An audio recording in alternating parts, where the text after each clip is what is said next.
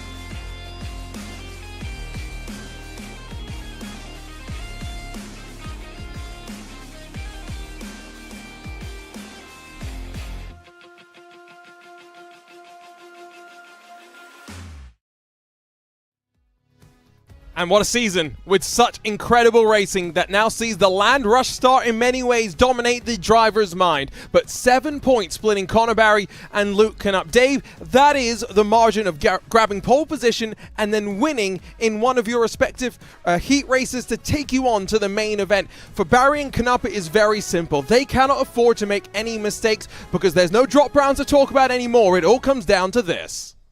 Oh, yeah, I mean, 7 points is separating right now, Connor Barry and Luke Knupp. And like you talked about, qualifying so important, how you finish in your heat race. And, of course, it's going to come down to where you finish in the main event for these two. Luke's got to, have some luck on his side. He's got to get those fast qualifiers. He's got to win the heat race. And he's got to take the win and hopefully keep a couple people between him when him and Connor are racing. There's a look at, as we mentioned, some of those ways you build up points, so many different ways that you can accumulate them, of course, but mathematically we are down to just the 2. It's as simple as that. Heat races, 3 of them to come, qualifying to determine how we split them up, of course, and from there we will work our way into what, of course, is the frantic LCQs, where 3 drivers advance to the very back of the main event, where we'll see, of course, the 12 laps and the competition caution. We've seen the Triple Crown events bring a lot of intrigue, a lot of excitement, but it's back to the regular racing, and it does mean, of course, 10 wide, we will fly down into the opening corner when we go racing. Talk to us about the big house, Dave, because we're ready to do it Crandon style. One of the best things is, that the land rush start. All I can say is there's nothing like it in off-road except for in Crandon. Well, once you do that, you're going to hit over 100 miles an hour going through that Forest County Potawatomi turn number 1 as you make it through the Red Bull arches there. Then you're going to go make the nice little roundabout by the, the barn, and then you're going to head through the skybox corner into gravel pit, over the leap, the Polaris leap there, and then going through. And you got to remember, it is crazy, the races that we have here going through just to start. Now, let me back this up. You don't even start one lap until you make it to the finish line. So you got to make it through those turns there. And it's going to continue on. You got Argonne Corner. You got, Cowboys Corner. It's a 90-degree hairpin. And then it's going to bring you back all the way around to get to that Calamity Quarter again to get one lap in. I mean, it's just nuts. This is one of the longest tracks that you'll see before you even start into one lap. It's called the Big House, and it's earned that name in so many different ways. And these drivers that fight up front, they've got their experience of it in the real world and carry that forward into the virtual. 5 minutes left in qualifying, and one thing that we should note, of course, is with that slightly awkward and offset start, same thing sort of applies in qualifying, where you do have an outlap in effect that you run around. And so instead of 4 attempts potentially, we could be down to just the 2. And so you've got to really make sure you make every single opportunity count. Luke Knupp on the bottom is working his way towards the final corner. It's Connor Barry on top that's working his way through the long left-hander into the final sector. Knupp currently 3rd, Connor Barry yet to go on the board. Well, here's the big question. This is so important. What's going through Luke Knupp's mind right now? He knows if he gets the fast qualifying, there's 5 points. Okay, now there's only 2 points separating him and Connor. Now let's just take Sarah, whether him and Connor could be in the same heat race. They could not. Well, if Knupp wins that, there's 7 points. Then they're tied going into it. And wow, Connor Barry, 26 thousandths of a second to the top. Okay, so now Luke Knupp's now sitting 4th. So there's a big run he's going to have to get in his mind right now. He's got to breathe deep. He's got to just get down and do the work. Wow, that is remarkable. The margins at the top, by the way, we're talking 5-car split by under 1/10 of a second around the entirety of what the 1.5 odd miles around the Crandon International Raceway. That is Dennis Crosby that's currently going to be working his way towards the final corner. Next driver to cross the timing beam and set what will be his penultimate attempt. Still has an additional run if he wants to try and improve upon the time, but out wide a little bit. That looks to be just arcing himself through the corner and setting up for what should be another final lap as mentioned. There's Crystal King, currently 10th on the board, and can you believe it, 3/10 off gets you 10th. Oh, I'll tell you, Crystal's just been on fire. I mean, she has really come up through the program, watched her in the regional. She accelerated, but she has been such a consistent driver this year. She's just been getting, making the main. There's a couple she didn't make, but to see leaps and bounds like a driver like her to make those leaps and bounds in 1 year. And wow, she has just jumped up to 3rd, and again, 57 thousandths off. This is Nicholas Dashalet, who seems to have some new colors for this event, the yellow and green of the factory SimSport entry, who have plenty, by the way, of running trucks inside of the top 10 in points. So all things considered, been a pretty decent season for them. Let's ride on board, though. Connor Barry out of the final corner. He's got one more attempt to go in qualifying. Luke Knupp is already on that final attempt. He begins his final lap already on top in the qualifying standings. Now, I just was thinking back. That looks kind of like a Cole Trickle car, Days of Thunder. Is that what it is? Yes, that's what it looks like to me. I mean, I guess there's if you're going to finish the season off with a special livery, you might as well have fun with it, right? Oh yeah, definitely. I'm trying to do it. It reminds me kind of like the mellow yellow colors, a little bit that he ran in the movie. Just throwing it out there. Could be wrong. You never know. But I love it. As they can't miss Luke Knupp though. No, you cannot miss him in the splash and go machine. By the way, as they sit right now, the championship advantage extends by 4 points, and Knupp has just crossed the line to actually begin what's his final qualifying run. So excuse me there. Again, that outlap slightly sometimes confusing our qualifying graphics and how they all represent the time to us. So Connor Barry going to be first to the line to finish up his season in terms of qualifying. Remember, we talked to him at the end of the last round. He said he hadn't felt like his qualifying this season had been the best.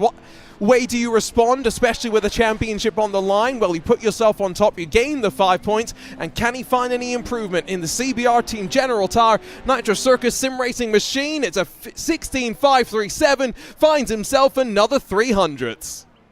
Wow, that's just incredible. You know, Connor is running like a scared cat out there with a coyote chasing him. Luke Knupp, definitely the wildy coyote. And well, you at least can find the coyote. That's a rather dark room for Luke Knupp. Dane Culver up to third. But this now means Luke Knupp out of a qualifying position that will give him points. Jacob Rafoss has just gone to pole and robbed Connor Barry of a valuable championship point by 7 thousandths of a second. We are playing with such fine margins, and Luke Knupp out of Calamity Corner with a 16.772 will not improve and finds himself starting at best in 7th spot. Well, I gotta say, right now, Luke Knupp's got to be kind of happy, smiling that he knows Connor didn't get another 5 points on him. Yeah, but it's we can take a look once again in the top right. Connor still grabs 4 points, so your margin now extends to 11. So remember, if each position is worth 2 points, now Luke Knupp needs to finish the the main event. Just completely throwing out the window the points you can get in the heat races as well. He's going to have to get himself at least 6 positions in front of Connor to come out on top in the championship, which that sounds like a rather tall order. Yeah, it is, but this is Crandon. Just when you think you're on top, you're not. And that's one thing about Crandon brings. It equalizes. The great equalizer out there for off-road racers. Turn number 1, it could change everything for everybody. And so, as the expert in the commentary booth, Dave, do we call it turn 1 or do we technically call it turn 5? You see where I'm going with this, right? Yeah. No, it's always been Potawatomi, Forest County, Potawatomi turn number 1. And that's what we always refer to it. The Potawatomi Indians, they've owned that turn for several years now, and it's still turn 1. Maybe turn 5, but it's still turn 1. Well, before we get going with our racing, let's talk to our championship contenders before we get into our opening ceremonies. Of course, what a season it has been for Connor Barry. We talk about, consistency in terms of being at the front. He's a driver that has not had to use many of his drop rounds across the course of the season, and of course it wasn't until late on until the bad luck finally found him in that Team CBR General Tire machine. And let's go ahead and talk to the man that comes into this season finale with the points lead. Connor Barry standing by with Dave Arnold. Connor, you just qualified out there. You didn't get the top spot, but you still got a points over Luke. What are your thoughts in your mind? I mean, it makes you a little bit nervous going into the heat races, but let alone thinking about that main event and that, the start.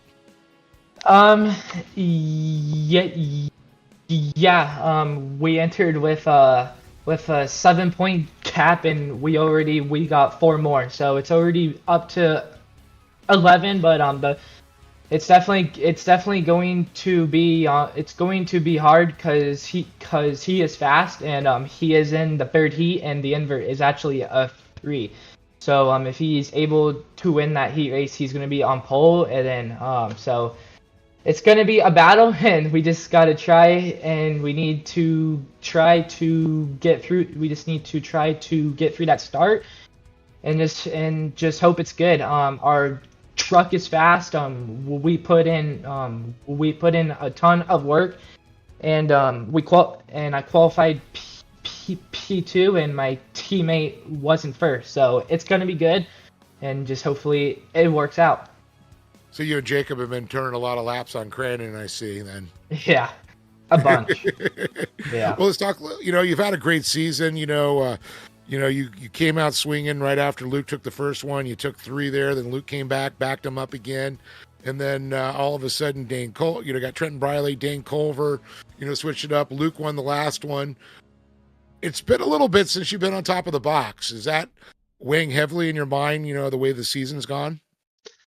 A tad bit. I think the biggest thing is ever since I got my 3rd win, which was at Bark, I think, our goal has been to just be consistent, because I think the biggest thing is we need to go out there and score some points. So I think our goal is always to go out there and win. But sometimes if we have to go and get a third, and then it's fine. So I think it's going. I mean, it's definitely it's been there. We actually were going to win the 8th round, but I pushed high in the final turn and Dane got under me. So it's definitely been there, but our speed's been good, and just we might be able to go out here and win. So it's going to be a battle, and our goal is to be the champion.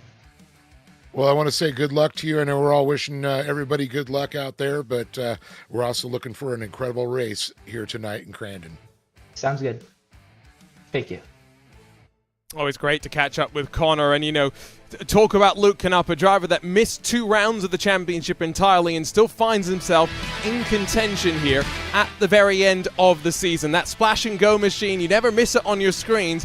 It's very distinctive as it has worked its way into victory lane as the most winning driver this season, of course, with the 4 wins most recently coming at our Triple Crown event at the Wild Horse Pass Motorsports Park. Let's have a chat with Luke Knupp, 7 points behind coming into the night. Luke, qualifying not necessarily going the way that you wanted. How are you feeling, though, here at the Big House where, let's be honest, qualifying starting position, it doesn't really mean much? I disagree with what you just said, Arjun. I think Q means more than a lot of the whole race. Ooh, okay. It gives you more points in the heat races. It really just determines how your night's going, and I just lost 4 more, so it's unfortunate because we're always going to be so close, and I never want to wish anyone to have misfortune, but it's going to take some misfortune. So starting second in the heat race, and we'll see what we can do. You are 100% right in terms of the qualifying points. I don't disagree with you there. Let's talk, though, about, you, Team Gold, how you're feeling coming into the night, because I know you had a chat with us before we went on air. Not going to get to show that to the rest of the viewers, unfortunately, but I know you were saying just how much it means to you and the team to try and come out on top. Yeah, Team Gold, being the team I'm on, hasn't won a championship yet. They were close in the World Championship Series with Joel Blewett, but we haven't won a series title, so we're going to try to knock off Nitro Circus and Connor, and he's won the last 2, so it'd be cool to get back in on the top step of the podium for points. Best of luck tonight, Luke. Championships on the line. Can't wait to see how it all goes. Thank you. Always great to catch up with these drivers, and both Luke Knupp and Connor Barry, fortunately, not in our first heat, and so do not have to go straight from chatting with us to focusing on the racing. But at this time, it's time to kick off our opening ceremonies, and for us to throw it down to Steve from Racers for Christ for today's prayer. Hello, racers. I'm Chaplain Steve with Racers for Christ. I know today's a big day, a big race, but before we drop the hammer and peel out, I want to take the moment to pray for you guys. So bow with me as we pray. Thank you. Father, we just thank you so much for the opportunity to come out here and race and enjoy the spirit of competition. Pray for each of these racers in their lives, no matter what race they're in, that you would be real in their lives. And Father, we pray for the men and women that protect the freedoms of our country. We pray for our country as a whole to be more like you. And Father, we pray that for each of us, that we would be more like you, and that we would strive and seek you just like we seek that checkered flag today. In Jesus' name we pray. Amen. The drivers are lined up and ready to go. Just one final order of business here. It's time for the playing of the Star Spangled Banner.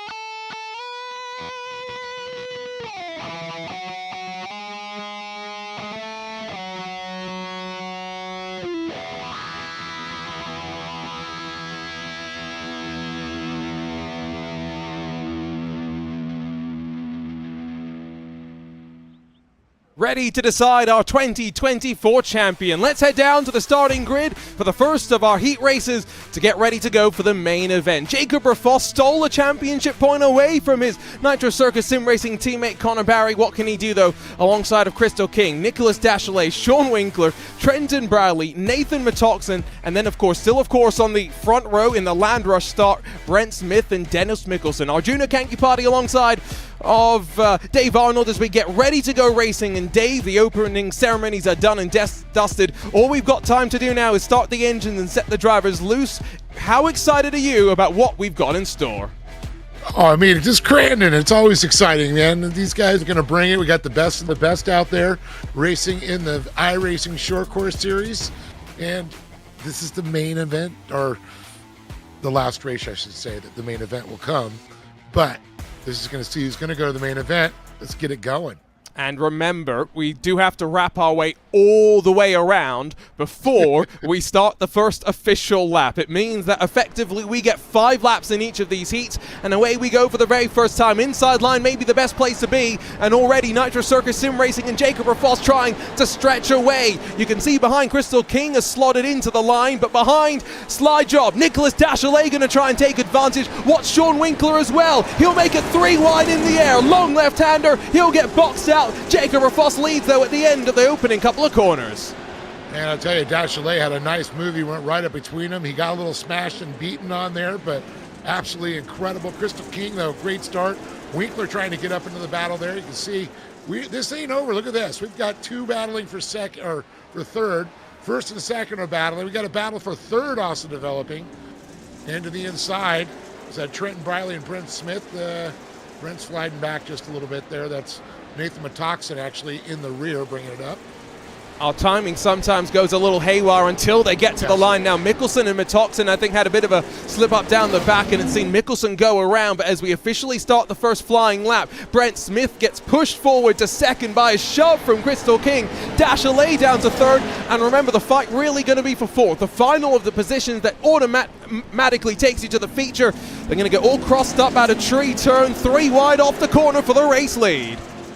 Yeah, great move there. Brent Smith staying on the outside there, but Dachelet making a big run up. It looks like he's going to move into that second position behind Raffas.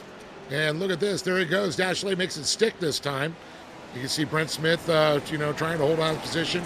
Now we're going to go back to another battle. Crystal King and Trenton Briley going at it. So they come around by the barn under the Ponzi sign and the skybox. So many great places I would feel to go and just watch all of this action, because every corner presents its own different passing opportunity. There's a look at young Jacob Rafoss, who, as ever, looks serious behind the wheel. Every time he stares up into that camera, it feels like he's looking directly into your soul. He'll lead us out of Calamity Corner, though. A little bit of fiberglass going askew on the right rear as across the line. That was the end of the opening lap, if you can believe it. We have only just started lap 2. I know, it's incredible. How long this track actually is. You think it's going to be wide open and you can pass. No, this thing, you got to be right in the right line, and you better have the momentum, and you better make that pass stick, because you're going to run out of track real quick. Sean Winkler, there's a big puff of air there. Doesn't look happy. And the great thing about VR, watch the head go to the right. He throws the slide job, parks it in front of Brent Smith. Oh, that was beautiful. Anyway, his neck's getting a lot of work out there for sure. But yeah, I mean, it's just incredible watching Brent Smith and Winkler with a nice move there, able to slide up there, and it looks like Brent's going to start getting a little heat from Crystal King. Was it top 4 going to qualify? Yes, sir. That's right there. That's the bubble. That's where he's sitting right there. He's going to start feeling pressure here soon. That was meant to be Trenton Briley, but apparently his camera's got lost in the void. 3 wide. Crystal King gets a bit squeezed. It's going to be up the inside, potentially for Briley, if the Team Gold Machine can make it work. Dropping backwards in the queue goes Brent Smith, but now we'll go halfway through this seat. It's funny, by the way, you mentioned neck getting a workout, because Sim Racers necks, because of some of the equipment that we use and all the forces that it can put out, actually can get quite strong. And I was out at the Atlanta Motorsports Park last week, where some sim racers were getting some drives in real cars, and there was a story being told about one of them where they couldn't get the Hans device around their neck because it was so chunky from sim racing, if you can believe it. So sim racing's good for exercise. That's the story we're trying to tell you. Well, your legs may be tired or a little weak, but your neck's strong as an ox. I mean, for those who have not put a Hans device on as well, those are Yes. uncomfortable things, but I can imagine, especially in these sort of trucks, we sometimes get to laugh about trucks going end over end. That would be rather uncomfortable. A Hans device, very, very useful in that situation. Well, yeah, there's also lots of different types of neck braces that we race with, too. You know, it's more of a neck restraint. Hans is more of just a particular brand. And you can get a lot of them custom made, and they're actually not bad. Yeah, Hans at this point is kind of, for me, like, you know how they say vacuum Hoover? It's that sort of Jacuzzi, spa. Exactly, that brand association. Dashley, by the way, will get ready to cross over to the final lap. He is really putting the pressure onto Jacob Rafos up front. He is looking to close out the season, not just with that special livery, but potentially with a win as well. And, you know, if he's fighting for the win, it takes points away from Connor Barry and from Luke Knupp. That's something that, when we get to the main event, especially either side of the competition caution, Dave, I think we are really going to be talking about. Well, yeah, and also there's, you know, the fastest, you know, lap. There's all these other points that those two have to worry about losing, you know, points here and there. You know, heat race wins, you know, fastest lap when we get into it. Well, that wasn't good. We got some fiberglass flying out there as we're talking a little bit. Looks like Matoxin and Nathan Mickelson, I'm sorry, Dennis Mickelson getting tied up there. Yeah, I think that was a look back at what happened on the opening lap. So I say opening lap. Technically, I think that's just after you've crossed the line to start lap number 1. So one of those confusing things. Rafos can, I think, be comfortable, though. Dashley got a little bit too aggressive, a little bit too eager, and so now a little bit too far behind, down into that penultimate turn to really send the slide job. Just Calamity Corner left to go here up front. And, of course, in the battle for the transfer spot, Crystal King has been able to reassert her authority over Trenton Briley, and it looks as though it will be comfortable for them. At the line, though, will we see a photo finish? Dashley's giving the shove, the rub to Jacob Rafos. Look at the tree for a moment, apparently, but Crystal King holds on to 4th. Jacob Rafos holds on to the win. Yeah, incredible. You can see that Nicholas Dashley was trying to get that nose in, trying to get the shoehorn out, as I like to say, and squeeze it away. And that's how we actually watched Knuckles Up take the win there in the last time at Crandon Short. Culver. At least our cameras only went missing once today, rather than many more times than they did when we last came here at Crandon Short. No need to go back to the replay machine and to watch that. Of course, let's not forget that we've got 2 more of these heats left to go, where 4 more drivers from each of them will advance. We're talking small margins at the end of the day as well between each of these different drivers. Crystal King and Trenton Briley, yes, separated by a second, but only 3 seconds off of your leader for Briley in that Team Gold machine. Over, though, to Heat 2, where at least one of those championship contenders will look to try and stay out of trouble. Connor Barry will be on the very inside with Tyson Miller, and then Keaton Swain. Watch for the feisty 21 Sim Coaches Factory SimSport entry alongside the Plum machine for Christopher Plumley, and then Cody Retzlaff and Oliver Golding 5th and 6th, and then just Taylor Vandenbush and Zachary Drapkin alongside. Don't expect to see Zachary Drapkin here. Yes. The word, Dave, from the pit lane was that he's still got one more exam to take, but we might see him later on today. Yeah, I actually was texting with him about it, and he said he's in his last class of the year, the last exam, but he's going to make the LCQ. He doesn't care if he starts in the back. He wants to be here. He wants to race the last race here at iRacing Short Course in Crandon. That's commitment. That's how you know just how much Zachary Drapkin loves being out here in the virtual world. But the drivers now have their attention towards the green flag. It will drop, and away we'll send 7 of these Pro 4 truck machines, 900-odd horsepower for each of them to deal with. And on the very outside, Zachary Drapkin has indeed made it to the grid. He'll roll the speed around the outside, but get a little bit of a hip check. In front, though, it's Connor Barry defending from Keaton Swain. The Terminator Tyson Miller's been swarmed. Watch for Cody Retzlaff, for Christopher Plumley to try and slide up the inside. Yeah, it looks like Tyson Miller's going to tuck him behind Swain there. Connor Barry's going to get the lead. And yeah, I guess with our little delay, with the little interviews, Zach was actually able to make it in time, so that's very cool. So we're advocating, therefore, for the drivers to let us know in advance. So Carl Larson style, we can slightly hold the start of any important races moving forward. Now, big send from behind already, by the way. Zachary Drapkin trying to make his way on forward. But the start of the official first lap, we'll see two drivers trying to break away up front. Big send from Cody Ratzlaff over the line in the air. Doesn't manage to push Tyson Miller out wide. Just gives Christopher Plumley the chance to get himself back up to fourth. And boy, Drapkin told me he was going to try and bring the hammer. He better get the sledgehammer out there. But this gives him a second chance. But I think a great race we're watching. Christopher Plumley, Tyson Miller, and of course, Keaton Swain all over the back of Connor Berry. There's a look on board. Remember, down here at this street corner, you can be 3, you can be 4 wide. It doesn't always end well. Wide eyes potentially for Zachary Drapkin is in front of him. Retzlaff and Tyson Miller still slipping, sliding in towards that turn 5. Down the hill, look how fast they slide as well. But all as, of course, Swain and Barry now 2.5 seconds clear up front. Only 2 of these drivers likely to move on forward. Plumley out wide. And I'll tell you, Cody Ratzlaff's on a mission there. From fishtailing to fighting to beating and banging on doors right now. Drapkin looking up the inside of Cody Ratzlaff right now, trying to push him out through the gravel pit there. Tyson Miller goes really wide. Now Drapkin's going to be side by side as they head over the Polaris Razor jump. Oh, look at this, into Calamity Corner. I'm predicting Calamity. A 2x2, 3 rows deep. Cody Retzlaff tries to drive over the Terminator, all as Zachary Drapkin goes from not qualifying to 3rd here in the second heat of the night. Great drive for him through the field. Let's not forget one thing though, front of the field, Connor Barry, as much as Keaton Swain has not put the pressure on just yet, Dave, 2 points for winning this heat. Definitely not something you want to give up. No, not at all. And you can see that Connor Berry and Keaton Swain on another level right now. These two, you know, they're able to fight. They're not really that close, but they're close enough where he can push Connor to go a little bit quicker. Now, when you get back there with Tyson Miller, Oliver Golden, Cody Ratzlaff, Tyler Vandenbush, Christopher Plumley, Zach Drapkin, and these guys, they are all over each other.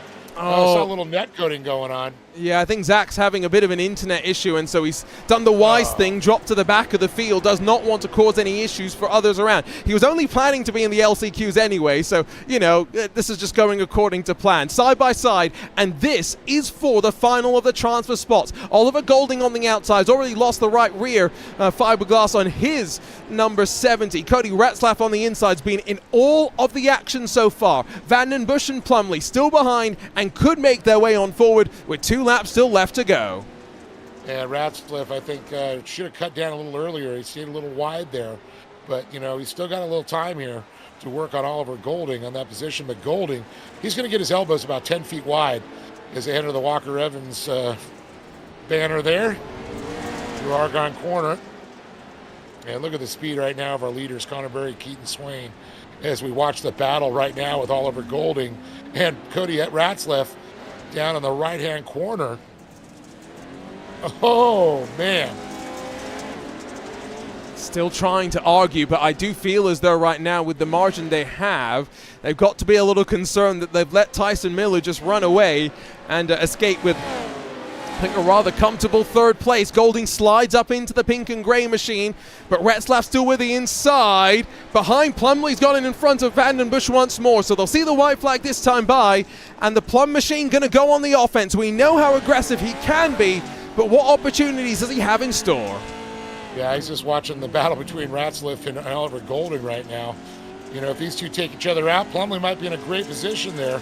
But you look at it back and forth. It's Ratzlaff, it's Golding, it's Ratzlaff, it's Golding. Golding's got the inside line. Ratzlaff's going to get on the binders, trying to stay close to the tail to dive back underneath. Oh, a little contact there. Gets him a little bit out of his shape. Looks like he's able to get the power, yep. Slows them both down, though, and we're on to the final lap here. Your leaders separated out slightly. Not sure if Keaton Swain maybe made a little bit of a mistake, but Oliver Golding now just going to be focused on the rearview mirror and a couple of crucial corners. This one in particular, on this back straightaway, the heaviest braking zone of the lap, the one place where, Dave, you've got to watch and maybe cover the inside proactively, because slide jobs galore may come inside. Oh, absolutely. Cowboys Corner is just notorious for that. You know, I've seen guys use the outside and carry a lot of momentum, or they just go in, dive to the inside and pivot turn, and still maybe a little slow, but they made up so much ground from the guy on the outside that's spinning his wheels and taking traction away. It's, for the most part, been a fairly respectable sort of 2 heats. Now, we've still got one more of them to go, so I'm hoping I just haven't jinxed it right there, but You never know. The LCQs are traditionally where we do expect the craziness to be. Now, that is not as aggressive maybe through the final corner as you might have expected it to be. At the front of the field, Connor Barry knows 2 more points going his way, and 2 very valuable points as well. Behind, Tyson Miller comfortably in third. Drag race to the line. Christopher Plumley gets to the inside, and he makes his way on forward. Oh, my heavens. How did he do that? Well, I think how he did that was Oliver Golding and Ratzliff were fighting it out.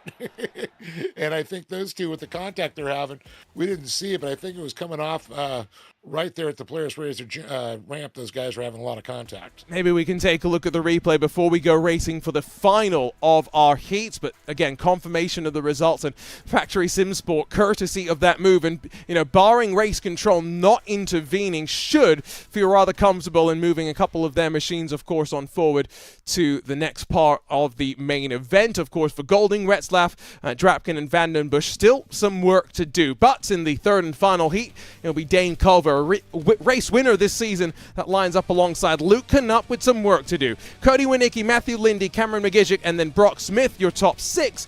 Back to 7th to find Dennis Crosby, and only 7 machines going to fight here for the 4 positions, so just keep that in mind. It's definitely not, it's going to be maybe a little bit less of a crazy and hectic fight. As mentioned, I think we'll get the chance to go back in time and watch on the replay what happened here through the final 2 corners. She comes over right after that. That's where there's contact. Little bump, pushed them both wide. Here comes Plumley right up the inside. And that is what opportunistic passing is all about, seeing the chances, sitting back, and being ready to take your spot. Wow, that is a example, a masterclass, Dave, on how you should be racing. Well, it's crazy. I mean, I've been in racing situation, and it's literally like the light. There's a light just opens up and you see it, and you just go for it. You're just like, how did that just happen? Divine intervention. Wow. I'm still a bit in awe, by the way, of that finish, because I kind of assumed, maybe we'll see a bit of argy-bargy to the line. Did not expect, out of nowhere, the Dirty Plum machine to be there and moving on forward. The engines roar, and a jump start for Dennis Crosby. That will see him surely not advance. He pulls to the left. Instead, watch for Dane Culver and Luke Knupp on the very inside. Who is going to be the most aggressive here? Luke Knupp must grab the win and the 2 points that come with it. He'll, though, be the long way around, and in fact drops back down. Dane Culver challenged by Cody Winicki. 3 and 4 wide, truck flipping end over end. That was Matthew Lindy, who somehow lands on all 4 wheels, but here we go with still the battle for the lead raging on. Yeah, great move there with Winicki, though. Culver right in behind him. He's going to look to the inside, so he slides it around, and you can see Luke Knupp is also going to try and maneuver to the outside. Knupp's pretty good at this. Watch this maneuver here. He just stays middle preferred line, keeps his momentum up.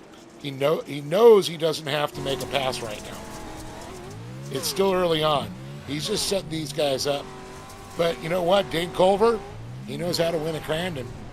So the margins, the margins we have behind, I'm sure these 4 are aware of the fact that they surely don't need to fight too hard. I'm not sure if they know that Dennis Crosby jump started and therefore is not going to advance anyway, and so therefore, unless Cameron McGijic and Matthew Lindy close back up, they're not going to move on forward. Now, Dane Culver almost enters the corner backwards. Doesn't work out for him on corner exit. Instead, it's Knupp that challenges Winicki the long way around. Doesn't get the drive off the corner, though, and so the Team Gold Splash and Go machine stuck in second as we work our way, of course, still on this opening lap. Oh, man, I'll tell you, Dane Culver backed that thing in like Kyle at Duke, and look at this. Luke Knupp is going to try and back it in again on our leader, Cody Winicki, right now. He's looking at the inside. He's got a fender on him. He's going to be setting up for the inside line for the gravel pit. Knupp's going to dive low here, Winicki. And Culver's going to try and come back down low. That's Can Winicki move over? That's the question. This is an opening lap from a driver that recognizes championship is A, on the line, but B, he can't afford to be too aggressive and risk race control, dinging him. Remember, he has stayed out of the naughty books. Connor Barry, the one that has been slightly pegged back by the stewards. Luke Knupp back on top, end of the opening lap, as cool as you could be for a race car driver as well. Sits there in the dark, and now with 3 laps left to hold on. And you can see Winicki's trying to work on Knupp, and you're right. Luke keeping a cool, calm head, be smooth. be in the moment. Don't worry about everybody else. If you're out front, run your lines, run your race. Because if you got fast lines, nobody's going to catch you. And these four could very much find themselves, again, you see the margin back to Cameron McGigick, to Matthew Lindy, just heading out through turn 4 right now. You see Dane Culver on the left, Luke Knupp on the right. When we get into the main event, the championship is on the line. We'll have both the championship contenders up on screen, and we'll know exactly what's happening based on their reactions. It's the great thing about sim racing, and the one thing that I think a lot of real-world drivers, Dave, when they come over to the sim world and they compete in some of these big championships, especially some of the ones where you're required to be on camera the entire time, they don't realize just how much the commentators sit here and look, A, what's happening behind them, but B, what's happening on their face. Oh, I mean, I'm telling you, during the pandemic, it was so fun to watch a lot of the NASCAR drivers that you don't get to see all of them, and they're showing all of them. And the faces, the looks, and you had guys like Luke Knupp that are calm, and then you got Dane Culver, who's just fully animated out there. I love it. Tongue going sideways everywhere. You know, that's just the Dane Culver kind of driver, and he's not the only one. Here's a look, by the way, race start, what happened. Wow. Again, you can't necessarily be 4 wide, but as they come over, the crest, now both Matthew Lindy and Cameron McGigick, I'm pretty sure, hit the stanchion in some way, shape, or form. Well, I think McGigick, I haven't seen a maneuver like that since Adrian Cheney in his barrel roll, and pulled it off. I mean, 10 out of 10 on the landing, right? Yeah. It's just the darn K-rail got in the way. Oh, wow. That was something. Would have been a ride in VR, which I don't think Matthew Lindy is in, fortunately. Not sure on Cameron McGigick. White flag this time by, though, is up front Cody Winicki. He's making his presence known, and again, goes back to what we were talking about with the likes of Jacob Rafoss. You might not be fighting for the championship at the front of the field, but you're fighting for the race win and taking points away from the Barry and Knupp, who might need them heading into the final laps. Yeah, I mean, we just saw what just happened with just a few trucks out there in the start. Imagine a full field. Somebody does that in the front. You could take literally a half to 3/4 of the field out and let everybody just walk away that's still running. There's always scenarios, and I've seen them at Crandon. This is such a wonderful facility. 1.5 miles, much like Bark River, but it's flowing in its own way, and it's got a couple more of these very stop-start corners in a different way. There you see off of this crucial turn 4, different lines give you different drive, and that's kind of to be expected, and some of these drivers may be experimenting a little bit. Remember, the dirt going to go through an evolution. By the time we get to the main event, the track will have maybe slicked on over, and we may be talking a little bit about the Blue Groove. Yeah, a little Blue Groove, a little dry slick out there. Impressed with Brock Smith right now, holding strong in 4th. Doesn't have to push it too much. It looks like he's got a good gap back to Cameron McGigick. Sorry. Boy, I tripping all over my tongue today on that one. Don't worry. As anyone who will watch RaceSpotTV knows, when you see so many names, unfortunately, you're bound to butcher a few here and there. No butchering, though, who's going to win this race. Luke Knupp does what he needs to, wins the final heat, grabs 2 valuable championship points, and minimizes any more bleeding to the points leader. Cody Winicki and Dane Culver separated by 1/10 of a second at the line. You can finish in the air if you want to. Now just wait for Matthew Lindy and for Dennis Crosby to finish up, of course, after their respective incidents. And Dennis Crosby going to be at the very back after the jump start as well. Something slightly unique, of course, about the land rush that you can't do at any of the other races where we have the 2x2 rolling start. Here instead, land rush standing start, and very much on the blocks as you were. Very easy to just be slightly caught off guard, to be a little bit too optimistic, and to make that crucial mistake.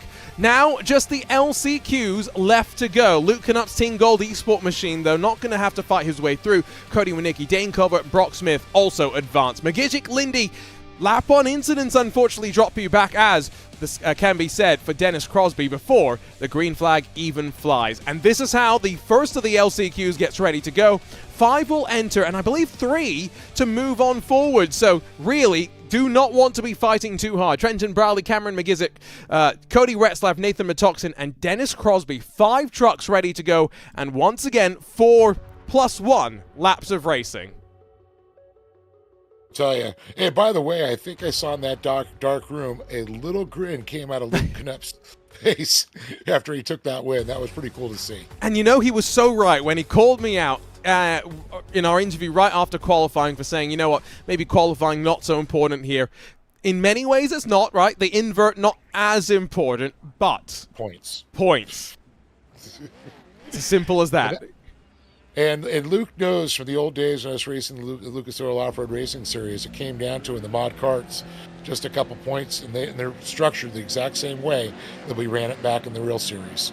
From behind the trees, we get ready to go as once again 900 horsepower at the disposal of the right foot, but this time with just 5 drivers, 3 to advance and 2 to be done for 2024's National Series, powered by Next Level Racing. Great jump there from Vegas's Trenton Briley. Down in through the opening corner, they will slide, and away in second for Cameron McGijic. We saw Cody Retzlaff in that grey and pink machine be involved in all of the action in his respective heat. Nathan Matoxin trying to get to the inside. Dennis Crosby not jump starting. All 5 still in contention as we get ready to cross the line to begin officially the opening lap. And McGigish, I'll tell you, he is right on Trenton Briley right now. Literally was leaning on him. You can see Matoxin getting a little bit of company from Dennis Crosby as we go. Megashik is also trying to hold off the advancement there of Nathan Matoxin. So he's got to chase Trenton Briley, but he's it's a qualifying position. He's got to really, really protect that from Cody Ratzlaff, who's now up in there. He got by Matoxin. Matoxin drops back, and Crosby now bringing up the rear. You got to be very careful here. If you let Trenton Briley run away, he will take advantage and not look back. Same can be said for any of these drivers, though. Remember, we do have one more of these LCQs left to come after this. No points to be paid out. It's just about making your way into the main event. Cody Retzlaff does not get a good run off the corner, and instead it's going to be off and away in second for Cameron McGijic. Nathan Matoxin, Dennis Crosby still lying in wait and lurking in line as we slide our way through once more, and be very careful about setting your truck up here on the launch. You need to be sideways before you're even in the air, and it's one of those sections where it very much shows where you understand the truck control, as it were, and recognizing that, Dave, you have control of the truck even in midair. Absolutely. And you're going to set that thing up so it's going to fly and land right. You'll see guys try to rotate in the air. And we talk about backing it in. I've seen guys literally go through the air, get the thing sideways, land, back it into the corner, and pull straight and make a pass. There's a lot of strategies, and it's car control. It's flying the car. You got a flying brick. It's just placing that brick in the right position when you land. And the inertia, right? It's so important to understand. Now, in these trucks, maybe less important than in the rallycross machines of yesteryear, because in those it was very, very easy to get underside damage that would then slow you down. Here, not saying you can really abuse the truck, but it can take a little bit more. We see some of those great suspension shots sometimes that show just how much travel they really can take. Now, Cody Retzlaff's slide job works on Cameron McGijic. 1.2 now, though, the margin up to Trenton Briley. This is what we were talking about, the worry that sometimes you've got to have. And in the air, back alongside, McGijic tries to get his way back on forward. Caddy Wampus, here comes Matoxin, forward to second. Matoxin really just saw it opening right there, and it was McGijic is just got out of shape there, and unfortunately him and Cody Ratzlaff got tied up just a little bit. Penultimate corner. How close do they get? Bit of rubbing behind from Matoxin, and Retzlaff, though, pretty clear into the final corner, and 2 to go this time by. Remember, out of the 5 drivers that entered, 3 to move forward, 2 to be done for the 2024 season, and we don't want to see any of these drivers, of course, miss out on the main event. But it's slightly different from the Triple Crown racing that we had last time out. Oh, look how close Cody Retzlaff gets. Tries to compromise Matoxin down into turn 4. Yeah, Matoxin really fought back on that one for, coming. I thought Cody was going to be able to slide right up in there, but he just got those elbows out. Let's see how the line changes up here. You can see that Megashik also goes a little wide there, loses a little ground. But Matoxin with a beautiful line out there, Ratzlaff could do nothing but follow. Oh, look at this. Ratzlaff trying to split off, but Matoxin cut his line right off as he saw that move. And that's not really, let's be honest, a passing spot. It's a place you can poke your nose, but at high speed you're risking more than you can really gain. Cody Retzlaff leans once again, though, on Nathan Matoxin.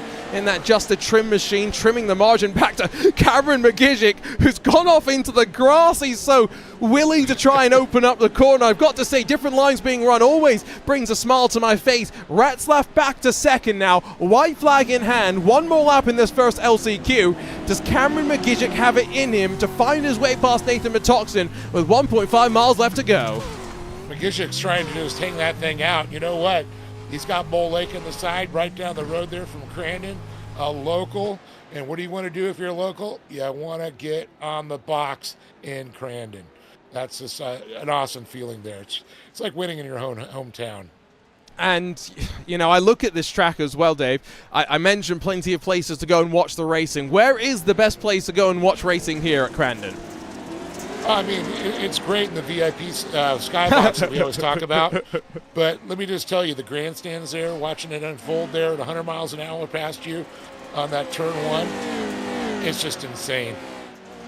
You know, I think that was the answer I was kind of expecting. Now, I told you I'm going to the Indy 500 this coming weekend. I've been to the Speedway a couple of years ago as a guest of Porsche. We were there for an esports event, and they spoiled us, right? So we were in the Pagoda. It was great.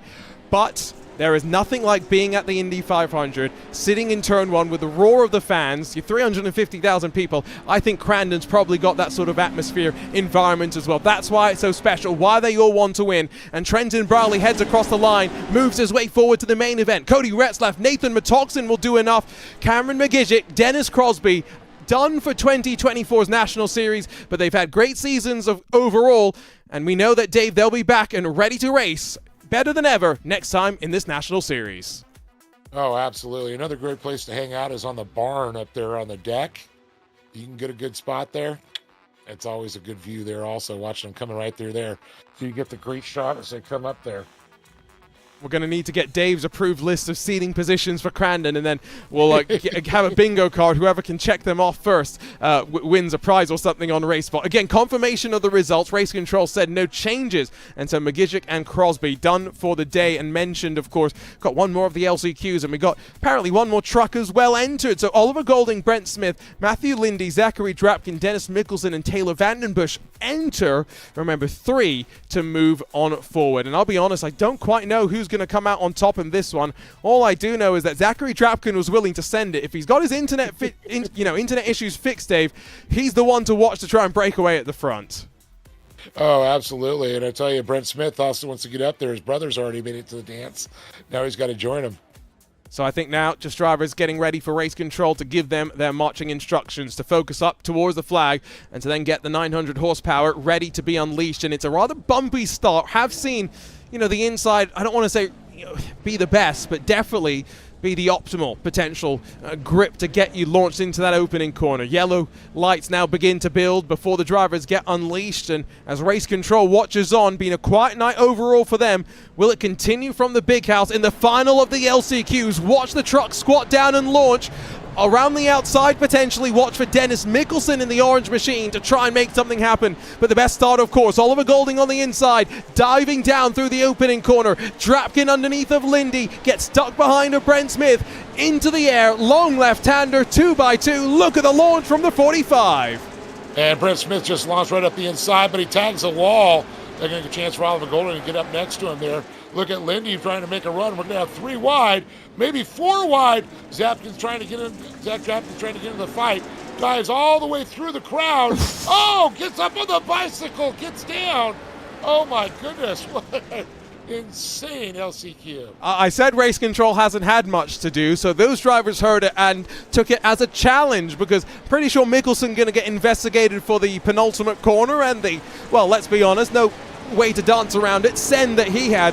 Drapkin now returns the favor through the second corner, slithering back towards this left-hander that sees more contact for Dennis Mickelson, who forces Oliver Golding out of the way. And there they go. Back down, heading towards Cowboys corner again. This is going to be interesting. Matthew Lindy out front. Mickelson's going to dive low, but Drapkin dives even deeper into it. Oliver Golding takes the outside, keeps it sliding. You can see Lindy starting to stretch it out just a little bit there. Now, look at Mickelson. Now, the question is going to be Mickelson, if there's any calls, is he still a factor? But Oliver Golding and that final transfer position, Drapkin just outside the bubble. And so I can tell you Zachary Drapkin has done the smart thing, which is, when you have internet issues, turn off your webcam. The broadcast doesn't need that. We'd much rather see you in the thick of the fight, so we're not going to get to see behind the scenes, and maybe get a bit of dog camera from Zach Drapkin as well, who's got some adorable puppies. But Matthew Lindy, trophies behind him, back out in front after what was, let's be honest, rather dramatic opening couple of corners for him in his heat. Now leads with 2 laps, or rather 3 laps still left to go, because they've just crossed the line and finished the first official lap. Yeah, and you see all these guys with all these fancy rigs. Lindy seems like he's got a very simple setup there, and he's out leading a LCQ right now. That's all talent. I love as well, right, we've got such a deep field. You never know who's going to be in an LCQ, because Dennis Mikkelsen, 7,700 I rating, which is plenty of I rating, and he needs to stop hogging it all and share it around just a little bit more. Compare that, of course, to the lowest I rated driver in the field, who's technically Brent Smith, but is proving to put up quite a fight, and again showing that I rating not really maybe the most accurate measure of a driver's ability. Drapkin in front, though, of Smith has cost them a little bit of time. We'll have 2 laps to go. Oliver Golding and Dennis Mikkelsen maybe holding strong. Yeah, it's going to be real interesting. Golding, hold on to the last qualifying position. There's a little bit of gap back to Drapkin. So Drapkin's got to get some forward momentum going up to Golding to get into the fight there if he's going to qualifying. Lindy, he's got right in his groove. He's in his, he's got his race pace. And that's what he needs to stay at. After this, of course, we'll have a brief break before we go racing for the main event. So the drivers that have had a frantic time in either an LCQ or the respective heat before and still are trying to calm down the heart rate don't have to immediately go racing once more. The drivers that have been waiting, had a less dramatic heat, for example, went straight on through, well, they get a chance to go out there and warm up once more and get ready to go racing. Now, Oliver Golding and Dennis Mikkelsen don't necessarily think that they need to fight too much, but Zachary Drapkin is closing, and so they will maybe keep that in mind. Race control has not determined any penalty just yet, but you have to think if Mikkelsen gets involved in any more contact, he's already on a very short leash. Yeah, definitely, and that's always a question there. And you can see a little bit of contact there with Golding as he rubs on him just a little bit. As they go over the Red Bull side by side. Drapkin now looking up the inside, trying to make a move on him, but they have some great fast momentum on the outside. That was great from Drapkin, took advantage, but now 3 wide. Mikkelsen shoves Drapkin into Golding, and now watch through this penultimate corner. If there's more contact, I think race control may be forced to eventually make their way into the battle. Fiberglass goes flying, but we don't need that. We can reattach that when we have our brief break, our brief interlude. Very, very wide for Mikkelsen. Drapkin going to try and block his way on through. The red line or machine is now in third. 1.5 miles still left to go. And you can see he filled that line perfectly. He wanted to be there, so Mikkelsen couldn't get a maneuver or get by him there. Just enough fender out there, but you can see fenders missing on the right front there of Drapkin as he leans on Golding just a little bit. And he's making a move on Golding up the inside. Oh, now into this final turn, run into turn 4. Drapkin throws the slider. Mikkelsen did as well. Oliver Golding going to lose out, unfortunately, is behind. Brent Smith and Taylor Vandenbush going to fight their way to the end of their 2024 campaigns. Side by side for a moment, down into turn 5. Mikkelsen behind once more. Just a handful more corners left to go. And Mikkelsen, is trying to make his maneuvers, get around there. Golding filled the spot, put his rear end right in front of the nose to try and block that line. You just saw Mikkelsen trying to move over. It looks like he scrubbed a little speed off, but talk about not backing off. These drivers are intense. Here we go. The checkered flag is coming out. Lindy, it's not going to be a problem for her. Now the question is, Mikkelsen or Golding? Matthew Lindy is not even going to break a sweat, although he does pump the air for a second as he comes across the line. Drag race to the checkered, and it will be Oliver Golding, although they do wreck and make contact across the line. I'm sure race control will take a look at that, but ultimately we were wondering when the physicality would start. Race control has already said no changes in that final LCQ as far as I can tell, and so we are ready to go. The 18 trucks have been confirmed to make their way into the main event, and Matthew Lindy, Zachary Drapkin, and Oliver Golding will have one more chance to fight. What a story for Zachary Drapkin as well, right? Because he, internet issue, exam, still finally makes his way into the main event. And while he is not fighting anymore for what would have been third and I think fourth in the championship, still looking to close out his season on a high. Oh, yeah, it's just absolutely incredible, all these drivers and what they have to do to overcome. And, you know, we saw with Luke throughout the, you know, the season, you know, had to go out and do some real-life racing. Was down in Baja, couldn't do it, had to drop 2 races, still in the fight. You know, Drapkin, you know, he's up there in points, but he just wanted to finish out the season good. Exams, like you mentioned, net coding, internet problems, dogs and cats living together, mass hysteria. All these drivers are just going to be all pumped to beat in the main event. And that comes up next here on RaceSpotTV, the final showdown, ready to crown our 2024 champion. Don't go anywhere here on RaceSpotTV.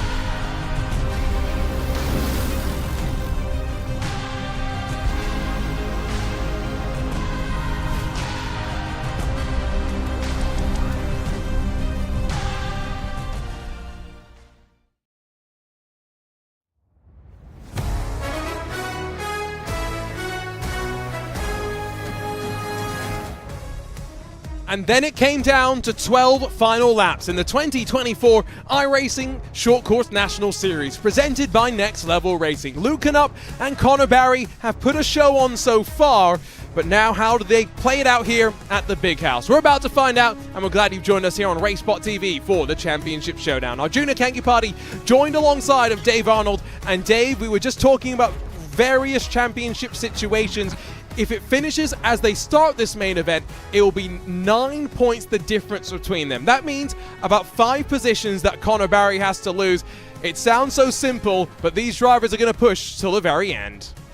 Oh, absolutely. They're going to be sitting side by side. It looks like they're going to line up. This is going to be absolutely incredible. Excuse me. There's a look at the drivers lined up and ready to go. Let's not keep them waiting too much longer. Let's run you down trackside to see the starting grid, where it will be Luke Knupp and Connor Barry on the very inside of the 10-wide starting row. Jacob Rafos, Nicholas Dashley, and then Keaton Swade and Cody Winicki are going to be in the very middle of the inside, front row rather, with Sean Winkler, Tyson Miller, Dane Culver, and then Crystal King, the rest of your top 10. Down to 11th and inside of row 2 to find Christopher Plumley with Brock Smith then in 12th, and then Trenton Browley, Matthew Lindy, Cody Retzlaff, Zachary Drapkin, Nathan Matoxin, and Oliver Golding get ready to go at the back of the field. Predictions, expectations, I don't know really what I could expect from you, Dave, but I think we're in for a mighty fine championship showdown, and one where I think the winner of the race wins the championship. I mean, come on, let's look at Knupp, Barry. I mean, it's side by side. Oh my gosh, Jacob Raffus. You got Nicholas Dashley, you got Keaton Swain, Cody Winicki. I mean, it is really the big swingers out there. Tyson Miller, Sean Winkler, Dane Culver, Crystal King. Oh my goodness. Lions and Tigers and Bears, oh my. And here we go. The drivers have been told, focus towards the lights, because they'll build, the engines will rev, and 12 laps of racing for the final time in the 2024 iRacing National Short Course Series presented by Next Level Racing. It's a glorious sight. Up and in the air, Landra start 10 wide down into the opening corner. Luke Knupp may have got the whole shot and a crucial couple of championship points as well. Not going to wreck behind, but Crystal King was in the wall and maybe dropping down to the tail end of the field. Connor Barry gets absolutely swarmed though. Jacob Rafos the second, all as the Splash and Go esports driver. Luke Knupp leads at the front. Oh man, what a crazy start there. Looks like when Nicky got tied up in that also, but Knupp with a good jump out front. Now the thing is, you can take the win. You got Connor behind you. It's not going to make a difference for the championship. You need about 6 vehicles in front of you, unfortunately, between these two drivers. He's got to finish what? With outside the top 10 is what we were talking? I think that's probably the easiest way to mathematically think about it, and because if Connor Barry's not finishing on the podium, he's probably finishing outside of the top 10. Such was the intensity that he's brought into this final round. Two-time iRacing Off-Road Championship Series winner, of course, but this is now the top level of short course racing in the virtual world. Keaton Swain has mounted the berm for a second as he runs alongside of Nicholas Dashley. You can see the margin starting to build though. Luke Knupp and Connor Barry at the front, maybe going to start to run away as Dashley and Rafos fight behind. With only on our first lap right now, you can see fiberglass already missing, flapping around. Swain keeps on sucking that left front fender under his tires as Rafus looks up the inside of Swain there. And you can see Dashley is just rubbing his nose on the K-rail as he came around. And look at that. These guys are just sideways in the air trying to move it. He's a great shot there, drafting the red oil machine, trying to make his way up through there, the red line. He's got to the inside of the top 6 already, 10 positions gained, which of course doesn't say much when you talk about the 10 by, well, 8 starting formation that we saw at the beginning of this race. I didn't say that Crystal King got involved in an issue, think that was correct, but competition caution will fly, let's not forget, at the end of lap number 5. So effectively we'll reset the field, and even if we do see Knupp and Barry run away, could see a restart and a bit of a swarm behind Jacob Rafos, contact with Keaton Swain. This all checking them up in the train that's trying to hunt down the leaders. Oh, Rafus with a big hit from behind Swain. Yeah, it looks like he got Dashley a little bit. You can Swain now trying to look up the inside of Dashley. Rafus got tied up in that and gets blocked by Dashley. You see Drapkin's going to be right on his tail as he drops down into Cowboys corner. That is such an important corner as well. A, for defense, but B, for trying to get your speed off. And Jacob Rafos almost trying to wheel his truck in the air. Now, it's what, 7:13 on the west coast of the U.S. Now, Jacob Rafos lives in Europe. I've just noticed out the window the first sign of light. Yeah, it's the wee hours in the morning over there. What's missing, though, is all those Coke bottles he usually has in the background. Because, yes, Jacob Rafos, for those that don't know, is powered by the power of caffeine/Coke. That's his preferred method of intake. Whoa!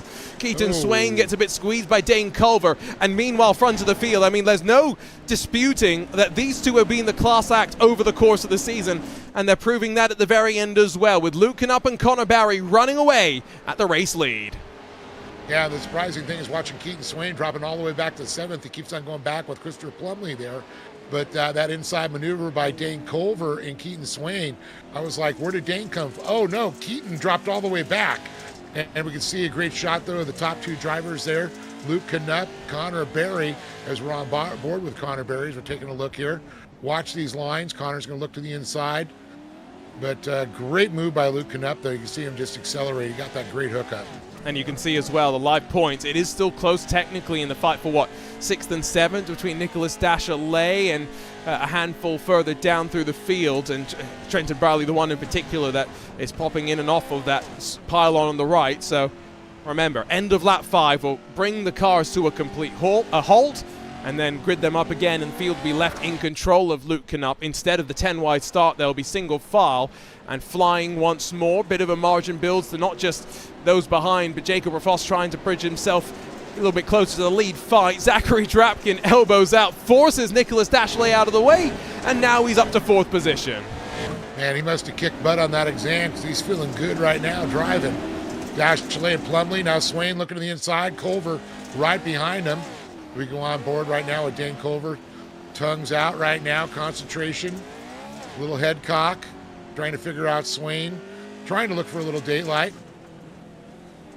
Now, there's two ways to think about it, right? Either Keaton Swain, or rather, Zachary Drapkin did amazing in the exam and he's feeling so revved up, or more like me, he did so terribly that he's like, oh, I've got to go and take my anger out on a bunch of these short course drivers, and that's why he's driving angrily through the field. That's a double-sided coin there for sure. Maybe we'll get the chance to ask him in a handful of laps' time if he finishes up there in the podium spots. He is hunting down, as Trevor Teal says, the coke-addicted Jacob Rafos, but his teammate, the Nitro Circus sim racing driver of Connor Barry, now starting to make his moves up front. It's not really going to matter. If they finish as they are, Barry would be the champion, and it would be somewhat comfortable as well. The live points does not factor in the whole shot, and the points that you get for leading at the halfway mark, but that is only 4 points that would go the way of Luke Knupp. It would be single points between the two of them. And until that doubleheader where Trenton Browley and Dane Culver broke through and grabbed the wins, they had been the two, Dave, that had been trading victories back and forth. Oh, absolutely. And they're back to doing that right now, trying to trade victories. Barry right now in the sweet spot, but you know, I always say that race within the race, a lot of things can happen. Is that truck set up for the second half, or was it set up to run the first half of the race? Competition comes out, it's a whole nother race when we re-rack and restock these guys. I can't quite believe I'm saying this either, but inside of the entire top 10 in the championship, remember, the 9 previous rounds, you're allowed to exclude 2 of them, either if you missed them or you had some crashes and bad luck. But 2 of them get dropped off. To see no changes in this final round where everyone had to make sure they deliver, I think goes to show they're basically all running where they've been over the course of the championship for the most part. Yeah. Zachary Drapkin's gotten within, 7 points of Dane Culver?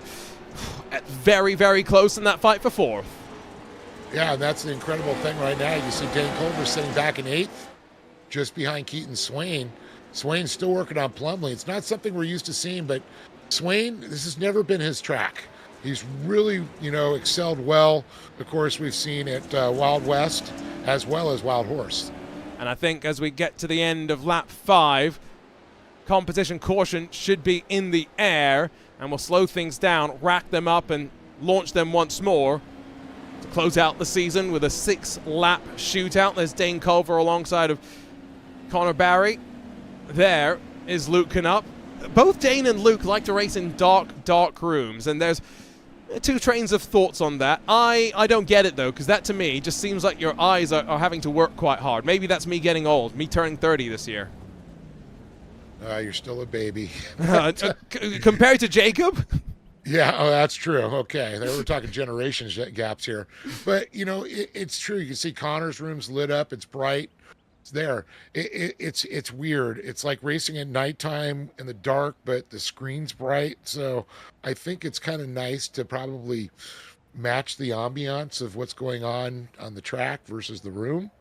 Is Matthew Lindy playing on his phone in this little break? I think he is. He's ordering a pizza.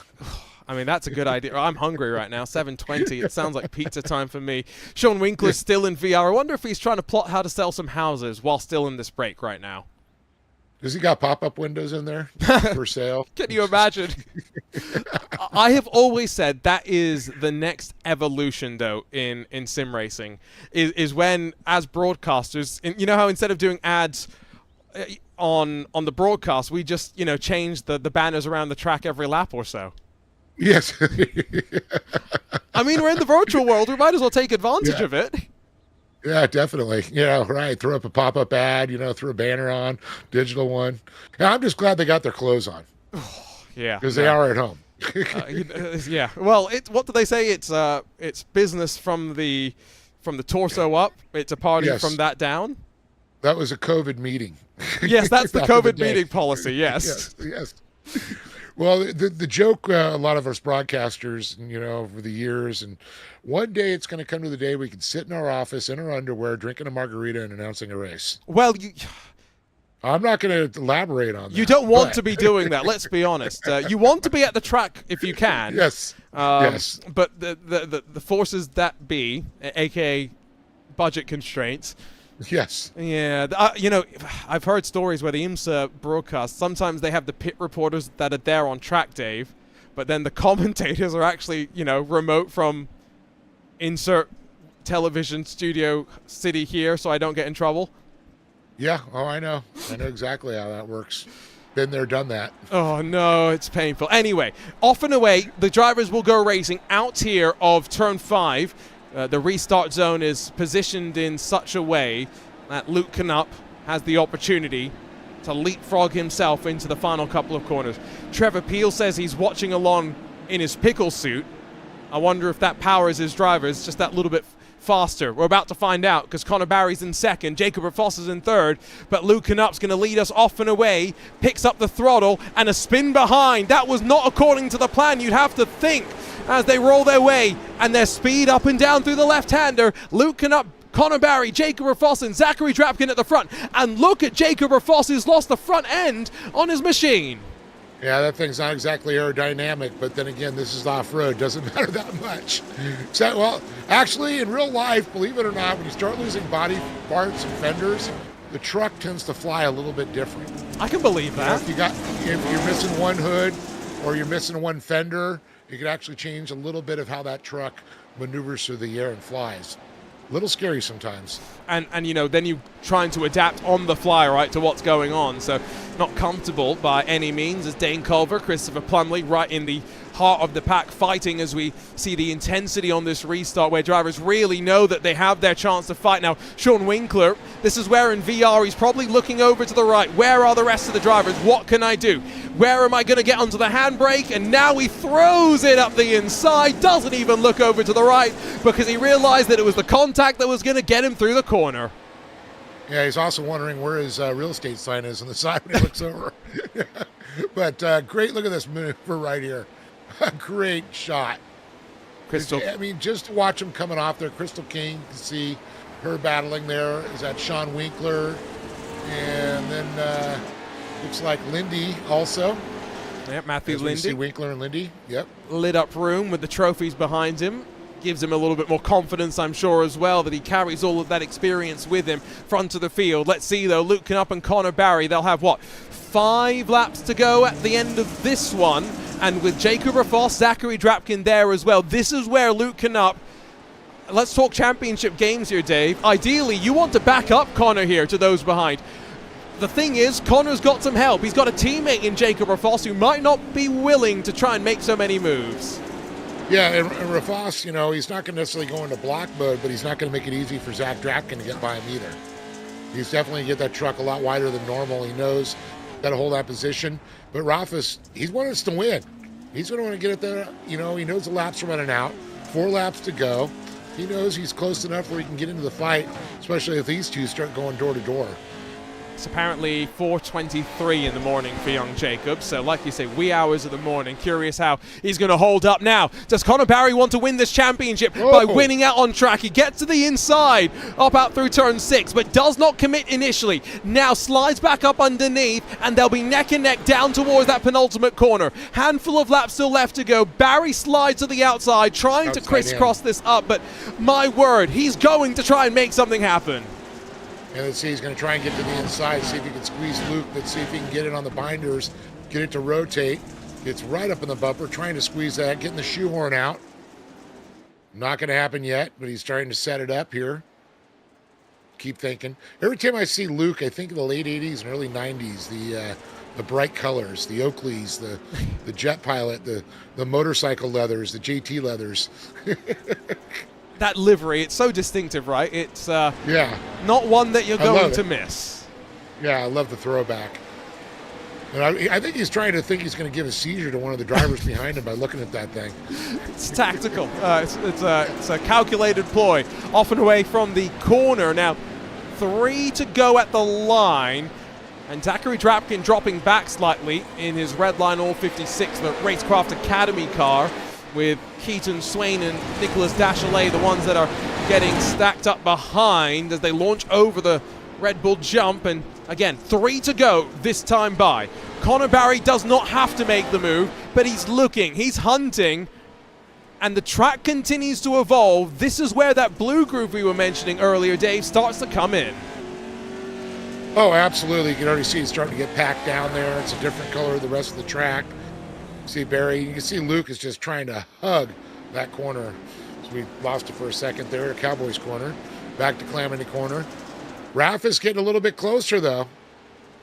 Our camera, he might get in there, and it looks like Connor slipped off just a little bit off the pace. Our camera seems quite fixated on jumping around occasionally. I think that's a couple of hiccups here and there for the driver's internet. I'm hoping, in the case of Zachary Drapkin, that doesn't rear its head once more. Remember what a drive it's been for him through the field. We ride with the young Jacob Rafoss in that number 13 Nitro Circus Sim Racing machine. Up out of the groove they go. You can see the run off the corner. Nice and tidy for those up front. And again, remember, Barry doesn't have to make the move. Yeah, I was going to say, but you can really see where they're staying in the middle line there. They weren't going too deep in the corner. They weren't going too far out and getting into the marbles. They were trying to stay in the traction zone because they know it's starting to blue groove out. And you can only do so much practice to get the track to slick up in a realistic and meaningful way to how the race is actually going to unfold. So they'll have some experience, yes, but when you get to here, you're relying on having strength in numbers to practice and set these trucks up, and that's where we've got 2 of the best. Team Gold, Nitro Circus Sim Racing, fighting here. 2 more laps to go.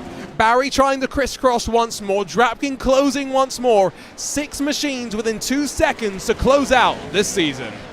And Raph is trying to pick it up too as he sees Barry starts to reel in Knupp. He wants to get up into that fight right now. Oh, Barry already started to make the move, trying to get down, rub a little fiberglass. He's going to tuck back in behind Knupp. Tucks back into line, but is he waiting for the final lap? Is he just plotting a move, a lunge, a slide job? Doesn't park in front, though, of the Team Gold machine. Luke Knupp with the up and under, able to hold on, but intention there. 1 more lap to go next time by. You got to wonder if, Luke was waiting for that and he was a little ready for it, or Barry's like, okay, I don't need any contact to take us both out. In the air they jump. You can see that Jacob Rafoss continues to keep his margin very, very close, but has not inserted himself into the mix just yet. He's going to play the good teammate rear gunner action potentially, and we'll see the white flag this time by in between the 2 drivers that have put on a show at the front. Connor Barry gets the elbows out, forces Knupp a little bit out wide. That will see Barry lead at the white flag, and 1 more lap to go this season. Can Connor Barry hold on as Knupp throws it to the inside? And Barry will have the inside line coming through here right now. Ralph is now trying to get into the mix there. Outside in there for Knupp. He's going to switch it back again. Rafa is trying to squeeze it up the inside there. Couldn't get the momentum there. Oh, this could be interesting. Rafa could give a door to Knupp. I think now he's realized that with Connor Barry potentially in the lead, if he's in second, Luke Knupp can't really fight back. Up towards turn 4, 1 final time. Rafoss blocks the path off of Luke Knupp, and Knupp drops down to 5th. Dachelet, Drapkin take advantage as well, and the championship lost potentially in 1 corner. And Barry's going to lead him through that corner again. Rafis, Drapkin, Dachelet. And you can see, oh my goodness, Knupp trying to really jump it up the inside of Dachelet there. And again to Drapkin. in the air. 2 more corners left to go, and what a season it has been. Connor Barry will lead out of the penultimate corner with plenty going on behind in the rearview mirror. You can see that Luke Knupp wants to end the season on a high, did not want the fight to end like this, but once again, reigning supreme, Connor Barry, the 3-time iRacing Short Course National Series champion, taking Nitro Circus Sim Racing once more to victory lane. And wow, did I see that board just jump around? Did I just see Keaton Swain jump up into 3rd? Drapkin goes back to 4th, and Knupp all the way back to 5th. But wow, congratulations, Connor Barry, a big number 3. And the elation on Connor Barry's face, the agony on Luke Knupp's face. This is the thrill, the joy of motorsport. We had 18 drivers enter this final round. Only one was ever going to win the race. Only one was going to win the championship. It's been 4 years since Luke Knupp last stood on top here in the iRacing Short Course Series. Still waiting, but you know he put up the best fight that he could. Dave, you've seen plenty of short course in your career. How does this stack up in terms of seasons as we get ready to close things up? I'll tell you, it's been a great year of iRacing. You know, the short course series, the national series has been incredible. I mean, the battles that we see, watching Luke Knupp come out swinging, Connor Barry, you know, answers back, you know, could he do it again? Well, we just found out he could, but Luke Knupp was there in the fight. But next year, he's going to have a big bullseye on his back because there's some fast drivers going to be coming for him. The bullseye continues to be targeted on Connor Barry. And again, remember, the margin actually a little bit smaller than our points are going to show on the broadcast because there are a couple of things that iRacing doesn't provide to the timing software, such as who gets the whole shot, who leads at the halfway mark. That also get a couple of bonus points paid out, but ultimately doesn't really matter, especially with the end result. It is going to be Connor Barry, your 3-time champion, winning yet another race on his way to the season. A crown, remember, he had that streak of 3 back-to-back wins in the first handful of weeks. Since then, has not tasted the success, and it's his 4th win in 10 races. Jacob Ross makes it Nitro Circus Sim Racing 1 and 2 with Keaton Swain, then down in 3rd for Factory Sim Sport. Zachary Drapkin 4th. Late effort for him, of course, but great to see him pushing his way forward. And Luke Knupp going to be slightly heartbroken to be down in 5th to end out the season. Nicholas Dashley, Dane Culvert, Christopher Plumley, Cody Winnicky, and then Cody Retzlaff make up the rest of your top 10 before you get down to Sean Winkler, to Matthew Lindy, Trenton Briley, Crystal King, Oliver Golding, Tyson Miller, Nathan Metoxen, and Brock Smith. Let's not hang around any longer. It's time for us once again to go catch up with Connor Barry, our now 3-time champion, who is standing by with Dave Arnold. Connor Barry, well, you did it, buddy. What an incredible race. I got to say, that thing was a nail-biter. I mean, you led it all the way, or Luke led it all the way, and of course, after the halfway, it's like the truck was set up to fly in the second half of the race. Oh yeah, that was fun.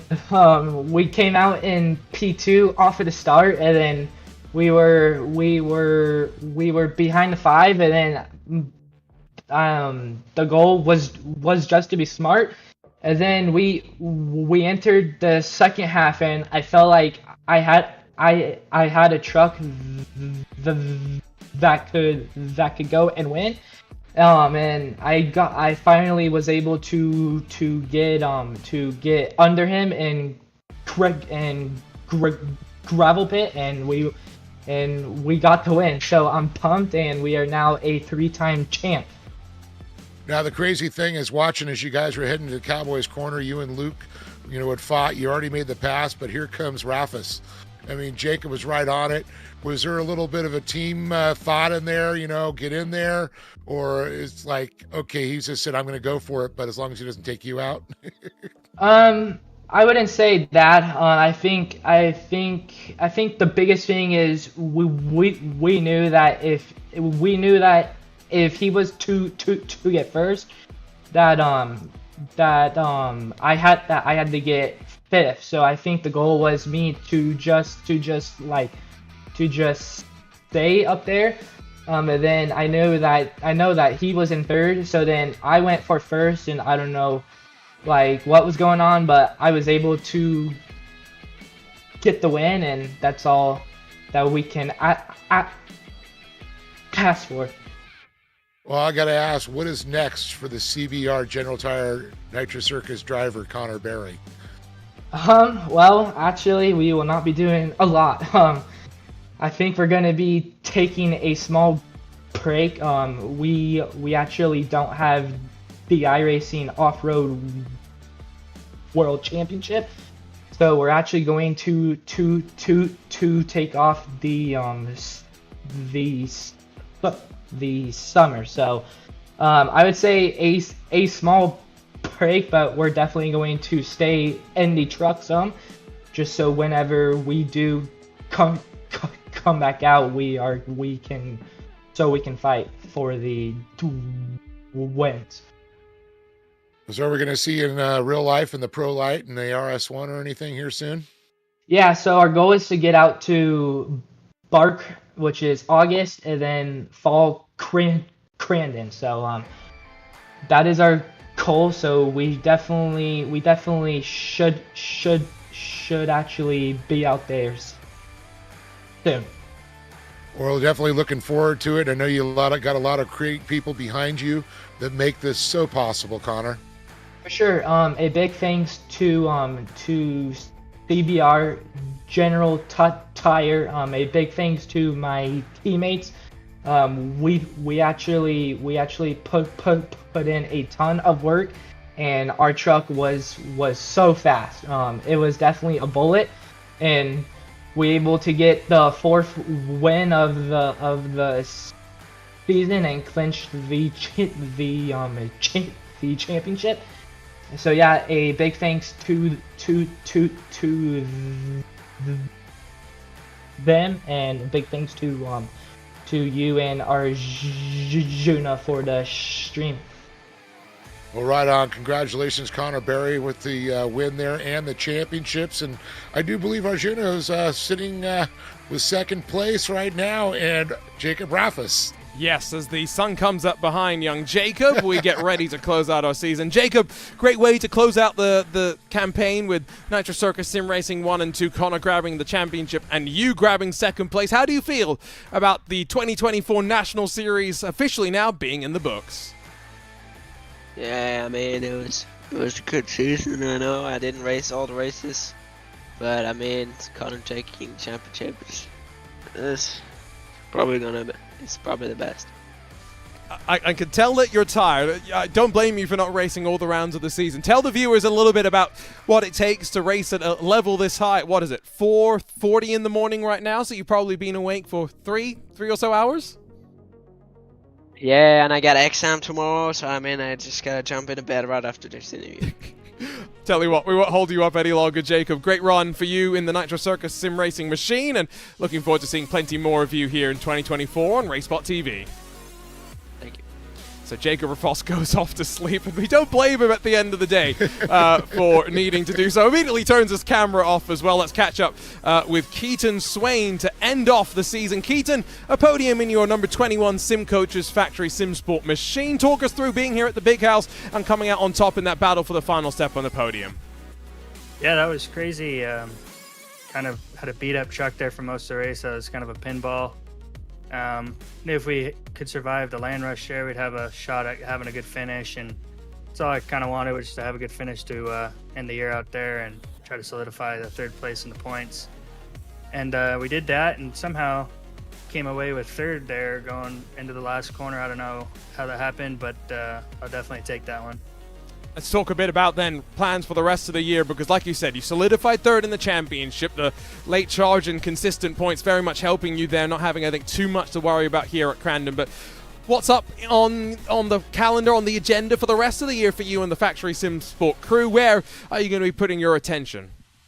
Probably the next up for us will be Josh Edmondson's Racecraft Pro 2 League coming up here in a couple weeks.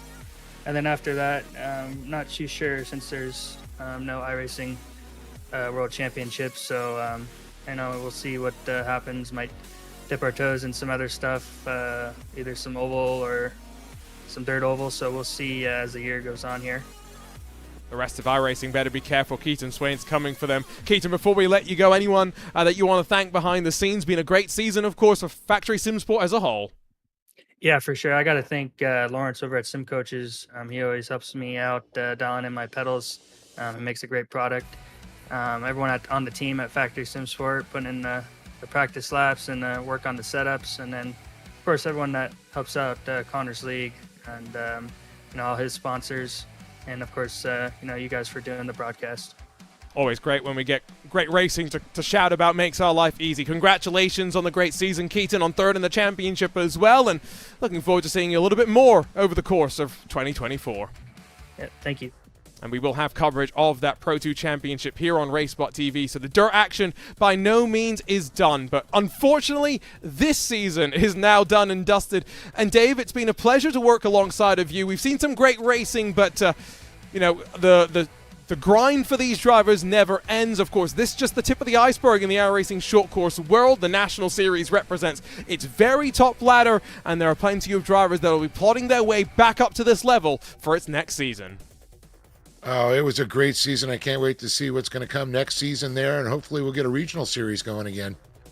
Yeah, that is exactly where those drivers will make their mark and where we'll find out who the next crop of hopefuls will be to try, let's be honest, and stop Connor Barry from making it 4 National Series titles in a row. There is a look at what a wild campaign that we've had. It was only Trenton Brawley and Dane Culver that interrupted Luke Knupp and Connor Barry, sharing 4 wins apiece. Dave, as we wrap up here, though, from Crandon, great season. I'm sure we'll look forward to plenty more. What's going to happen in your world for the rest of 2024? Where can people watch you and listen to you as the racing action continues? Oh, man, I got a lot of stuff going on this year. Of course, heading over to Japan, getting ready for the Asian Championships. Got Baja 500 coming up next weekend. We've got the 400, the 1000, Crandon, all kinds of fun stuff coming up. So basically, it's too much to talk about. Basically, turn an off-road stream on, and you might hear your voice.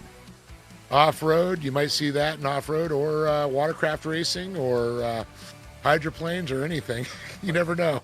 Pick your poison. You can find some Dave Arnold. And again, as mentioned, we'll have more short course racing with the Pro 2s this summer coming up on RaceSpotTV. Cannot wait for it. And it has been a pleasure to have all of it here on RaceSpotTV. For the team behind the scenes, of course, at the iRacing Short Course National Series, Connor Barry and his team that make it all happen. Dave Arnold and Arjuna Kankipati on the broadcast. And of course, can't forget Cam Obenon on social media, keeping you up to date with what is going on. What a fun way to close out the season. Connor Barry becomes your 3-time National Series king. Can't wait to do this again. For now, so long and goodbye.